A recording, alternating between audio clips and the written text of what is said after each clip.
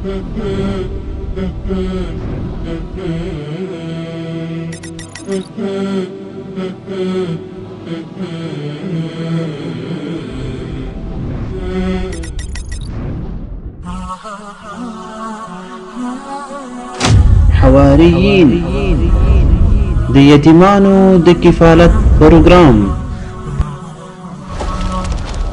یتیمان تنها نه دي، موږ ورسره یو. لاسنیوی یې پر موږ داسې حق دی. دوی به د ځوانۍ ژوند عروج ته رسوو انشاءالله.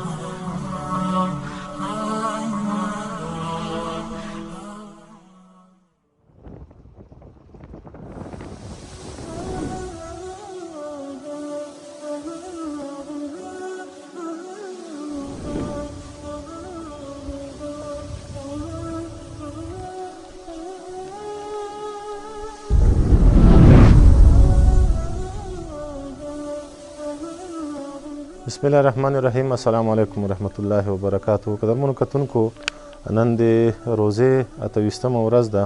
اختر ته ورځې هم کمې پاتې دي او د موسهي ولسوالۍ ته راغلي یو. دلته هم د ډېرې څارویو نه بعد د 3 کورنیو لپاره نغدي مرسته راوړې ده. دغه مرسته د دوبۍ هیواد نه یو اهل الخیر ورور منلې وه او د هغو لخوا دغه صدقه وه.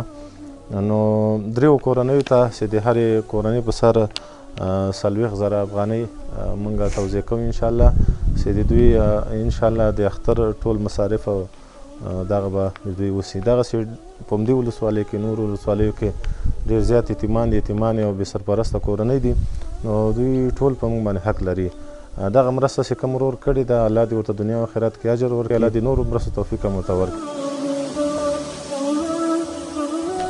دې کور کې 15 یتیمان دي. دې نه مخکې هم کم کور ته چې توزیع ورکړه نغدي، هغه ته موږ 40,000 افغانۍ ورکړې او دې کور ته موږ 40,000 افغانۍ ورکړې. دې نه وروسته به بل کورنۍ ته ځو، هلته به انشاءالله 40,000 افغانۍ ورکوو. او د یتیمانو تعداد دلته هم 15 ده او مخکینۍ کورنۍ کې هم 15.